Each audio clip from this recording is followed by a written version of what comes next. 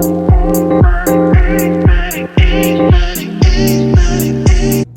friends, and welcome back to another episode of Freedom Fridays. My name is Adante McCallum. I'm 24 years old. We're gonna go ahead and get started. So I do want to apologize. It's been over a week actually since I've done a Freedom Friday video. Last week was just a little bit hectic. I got a little too busy and I didn't plan enough. I wasn't prepared enough, and I take full accountability for that. So that was the first and the last time that I'm gonna miss a Freedom Friday. So if you are keeping a lookout for them, keep looking out. That was the first and the last time. So in today's episode, we're gonna be talking about what I learned in high school economics versus what I learned in the past 4 or 5 months in 2022 by myself. And high school economics doesn't really teach us anything, is what I learned. So in high school, I just basically learned,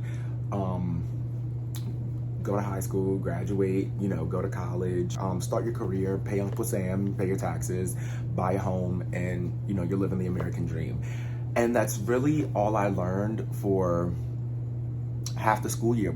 I was in there for half the school year. That's really all I learned. Now, a lot of this stuff he went into and broke down, but it isn't anything about financial literacy. It isn't anything about, building good habits, building yourself up, building your business, or,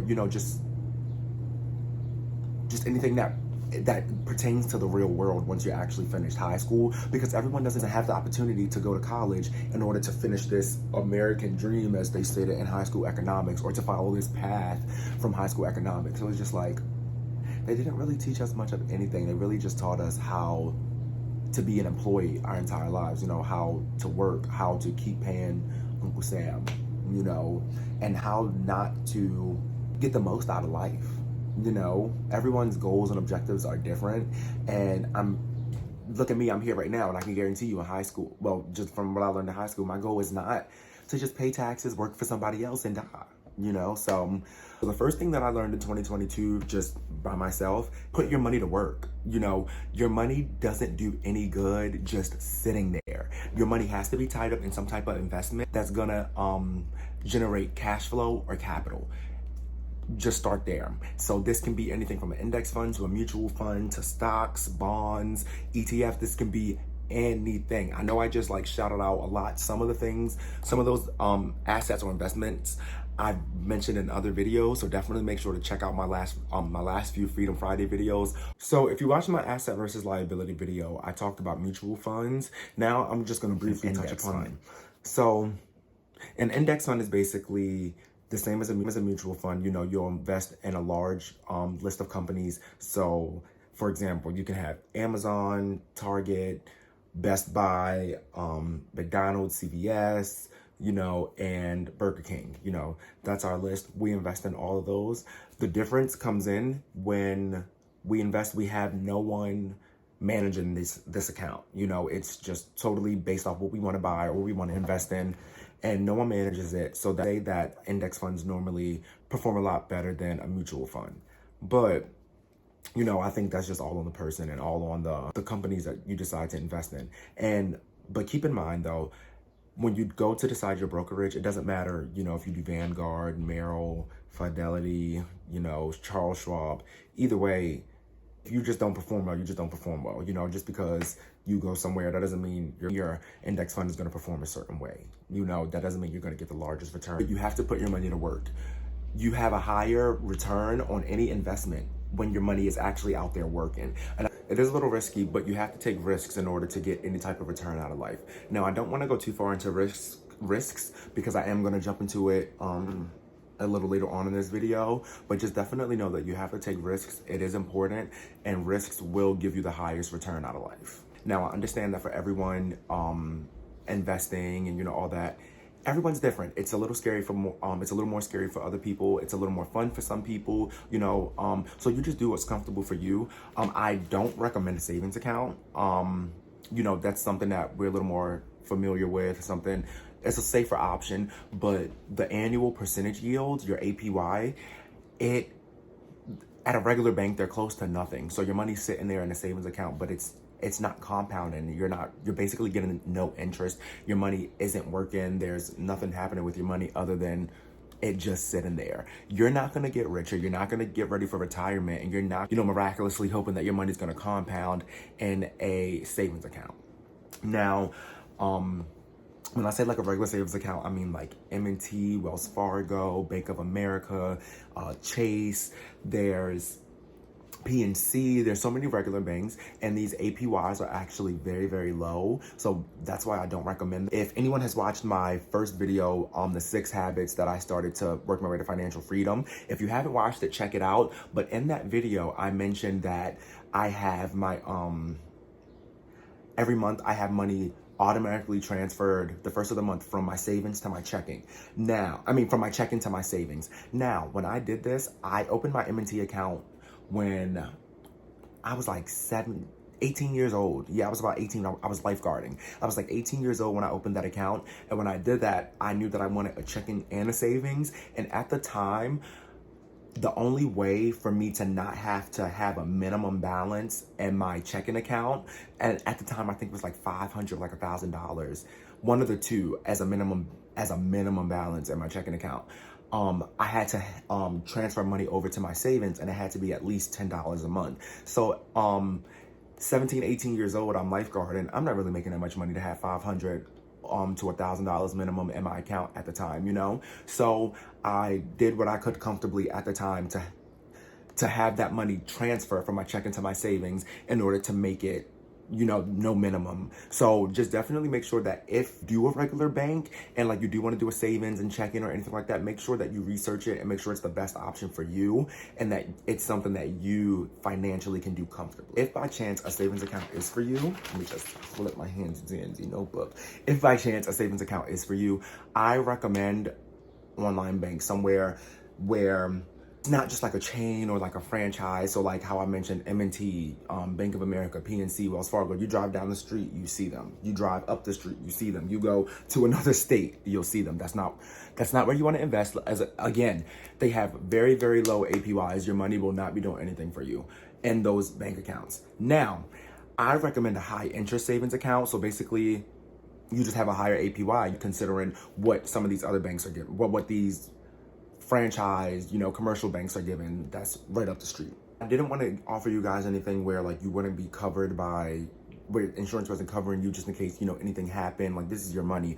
I want, my whole goal for this is, to make smart decisions, to make the right decisions, to make money and to grow and invest it, save it, all that. So with this, all these banks that I'm going to mention are member FDICs. So this just basically means that if anything was to happen to your account or to the bank has insurance to cover you individually, your individual bank account, up to $250,000. So if anything was to happen, you can go ahead and cash out up to $250,000 if that's what you have in your account. The online high interest savings account banks that I've done my research on, Basque Bank, we have like the Lending Club, Barclays Online Savings, but with those three, as of now, I personally am looking into Basque Bank myself. I actually have a friend. She's about to be a lawyer. Okay, congrats, friend.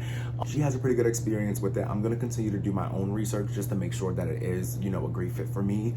But in the past week and a half that I have been looking at these different online savings accounts, so far Basque Bank does have the highest return or the highest APY, and I do feel like it resonates a little more with me just from what they have to offer. And with two of the biggest things that really got me about Basque Bank was one, the FDIC, like who doesn't want, insurance, free insurance at that you're covered. And then two, like the fact that I'm able to set my own savings goals. I can do, say I'm saving for 5 different things. I can set up 5 different saving pools, or 5 different saving pools in this one account. Let's call them pools. I can do that. This is what I'm saving towards. There's like no monthly minimums, no extra fees. So, but the biggest thing for me was that member FDIC and the fact that I can set my own savings goals, and I know what I'm working towards.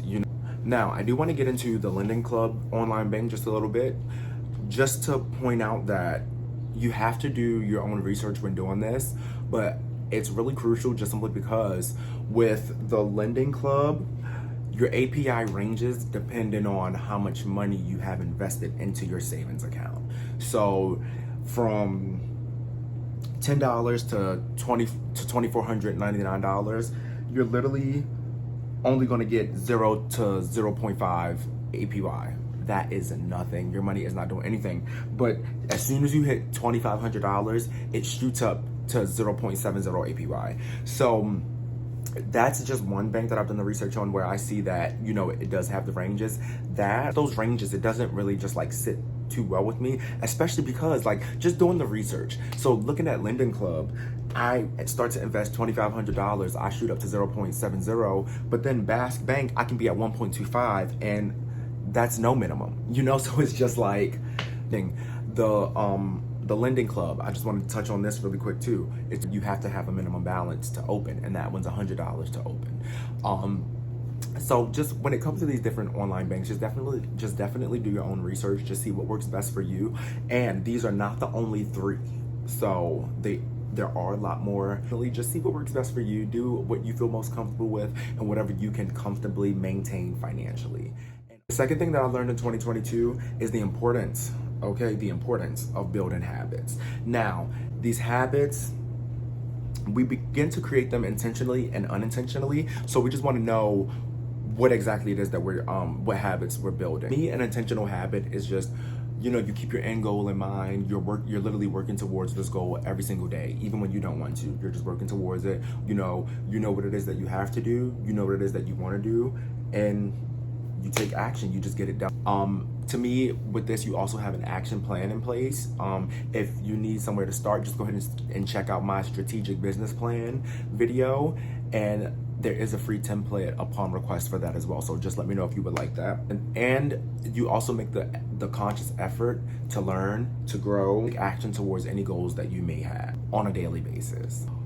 One thing that I learned when creating these intentional habits is that failure does not equal failure. Failure only equals a lesson learned. You know, anything that doesn't work out the way that you want it, just right now may not be the time, but that doesn't mean it's never going to work out. And, you know, that doesn't mean that you can't learn from that experience, or, you know, just from whatever it was that happened. So just always take every opportunity as a learning opportunity and just grow from it. So at the end of 2021, you know, I decided that for 2022, I was gonna, you know, start my financial freedom journey. I was gonna take it a little more serious. So what I decided to start doing, you know, daily to-do list. I started to build intentional habits. Every day I would do a daily to-do list. I would plan out my workout no more than a week to 2 weeks in advance. Read, oh my goodness, push for 3 books a month. So much knowledge there, as I mentioned before. Those are just some things, but I was literally doing them every day, even now. You know, I still read now. I still do daily to-do lists now. I'm not at Q3 yet, but I still plan. You know, I did my quarterly planning, and that helped actually set the tone for like a lot of things, and helped actually set, you know, business plans, actions, and all that. So you just want to set an intentional habit, and you just want to keep it up for at least 21 days, because once you hit that mark, you're just going to keep going. So I've known this for a few years now. So it takes 21 days to build a habit, but you don't stop there. 21 days to 90 days to actually really start to build that lifestyle, you know. So I took the time to build these intentional habits, to just go ahead and learn, so that way it can catapult me into another way of life, another way of thinking. When you start to analyze, you know, these different areas with these habits, you know, what areas are they aiding you? What areas are they hindering you? You know, you have to start to ask yourself those type of questions, just to see where you are currently, where your roadblock is, how you're going to jump over it, and where you want to get to. These different things combined that I did, so reading, planning, daily to-do list, quarterly planning, you know, just all those different things just kept me focused on my end goal, just helped me find the next step that I'm going to take, which, you know, showed the next step. So I'm just gradually building, just from starting these small little habits. So definitely some of these things, you know, if you saw my first video, if you're seeing this one, start to implement them. Let me know how it's going in your life, and just see what difference it makes for you, you know. Just see what difference it makes. Unintentional habit. Now, this is something that can aid or hinder you depending on what this unintentional habit is. So, you know, 2022, I decided that I was going to start YouTube. This is going to be one way that I make passive income. Now, when I decided to start YouTube, I'd say I did too much research. And when I say that, I built the unintentional habit of waking up in the morning, literally just popping up YouTube and watching either Lavish Ruby, Aaron on Demand, or, you know, a few other YouTubers. how do I get monetized? How does YouTube work? What's the algorithm? You know, what does SEO mean? You know, what apps do I need? You know, how do I get paid? You know, just all those different things. And I realized I built an unintentional habit of just learning, which is never bad. I don't believe there's any cap to knowledge. Like, you can just never learn too much. Just like I didn't view that as a bad thing. I just viewed it as a hindrance on me, just because I was so caught up in learning every day that I was never taking any action. So try to see, you know, where is it that, you know, the hindrance is coming? Where is that plateau coming? And just see how you can climb over that, or how you can get through that. And I realized that for me, it was not taking any action. So that was the next step. So eventually I got myself to the point and not pulling up YouTube, and actually taking action to work on my own stuff. Actually taking action to, you know, sit in front of this camera, film, and edit and post, you know, to actually go and spread awareness of the ACM brand and, you know, Freedom Fridays. So you can build intentional and unintentional habits. It just all depends on your goal, your desired outcome, and, you know, how you're going to get there, and if it aids or hinders your progress. Take risks. And I wish I learned this in high school, because, oh my goodness, like, just go ahead and take the risks. Like, you're young.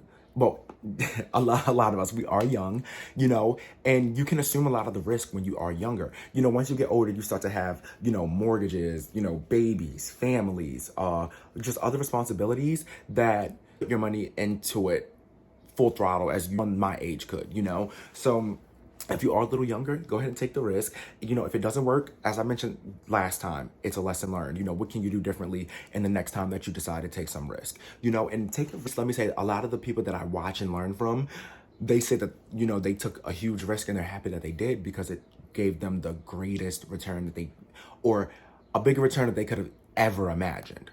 Stand in the comfort zone. There is no room for growth. There's no room for development. You'll literally just sit there and you just watch everyone do what it is that you are wanting to do. So don't just sit there and keep thinking about it. Don't sit there, you know, tell yourself, oh, I'll take the next opportunity. I'll risk this, you know, when I make more money. No, start now and do it now. You know, you're not going to get anything out of waiting, except for, I hate to say it, you know, I hope I don't sound ridiculous, but you just become bitter and resentful. And a lot of those feelings will start to, you know, be inward towards yourself, just because, like, you didn't give it to yourself. Taking the risk can fulfill any type of dream or goal that you may have. So just definitely just do it. Just take it. Don't be scared by it. You know, we all get in our heads, but you just got to start somewhere. We don't go to the comfort zone to grow. We don't stay in the comfort zone thinking that we're going to grow. You grow by pushing out your comfort zone. So get out there. Now, I feel like I turned up a little bit in this video, but I just want you to know, like, whatever it is that you want to do, get out there. And I cannot stress it enough. And I feel like I'm saying it a lot, but, like, I just want you to go ahead. Like, I'm here on YouTube. I didn't think I would be. I'm here, you know, being fully transparent. I didn't think I would ever be. So it's just like, if I can do it, you can do it. If, you know, Beyonce in Homecoming, she said, if her country ass can become who she is, we can all become it. You know, one of the biggest things that just recently gave me a lot of inspiration, Kanye's Genius documentary on Netflix. So much freaking motivation it gave me. And that literally was around the time where I was, like, looking at a lot of YouTube and everything, and that pushed me to get started. So now, if you have a business and you decide to take risk for your business, and, you know, it doesn't work out, one or two things. You left the comfort zone. You took a risk. That right there deserves an applaud and a pat on the back, because a lot of people don't do it. A lot of people just stay somewhere and just play it safe and are unhappy. So if you took that risk, if you jumped out of your comfort zone, give yourselves a round of applause, make it twerk, like, do whatever you need, because that deserves some type of recognition. Whether you give it to yourself. Don't look for it from anybody else. Give that recognition to yourself. That's all you need. 2, any step out of the comfort zone, whether, you know, it was a gain, a loss, anything, it's a lesson learned. You learned something. Whether it was you learned how you deal in the face of adversity, you know, how you learned this tactic didn't work, but, you know, maybe the next tactic will. You know, you could have learned know who to consult in, where to consult, how to consult, just you learned, you took yourself out of your comfort zone. It was a huge jump and you got there. And that's all you can do. That's all you can ask for from yourself. 3 things that I learned this first quarter by myself. I really wish that, I had the mindset that I have now to have taken this initiative back then to do this then. Like, but it all starts with that mindset. And I wasn't in that mindset. And, I wish I was. However, I'm still really young. I'm only 24, so better late than never. But to have been able to start, when I graduated high school at 16, that's 8 years ago. Just imagine how far I could have been. Now, this isn't something where I ever beat myself up over, where I'm like, oh my goodness, you could have been so much further. You don't know, you're just learning this. There's 23 and 22 years old that are millionaires, stuff like that. Like, no, I don't beat myself up about it at all. Lavish Ruby, for example, she's younger than me, but she gives me so much motivation. She gives me so much to push towards, so it's just different things like that. So yeah, I wish I would have started sooner, but it's better late than never is how I look at it. So here I am spreading knowledge, growth, and I'm learning it. So I just want to thank you all for hanging in with me. I hope you learned something. Please make sure that you like, comment, and subscribe. Definitely subscribe if you've learned anything. And I will see you all on my next video. Bye, friends.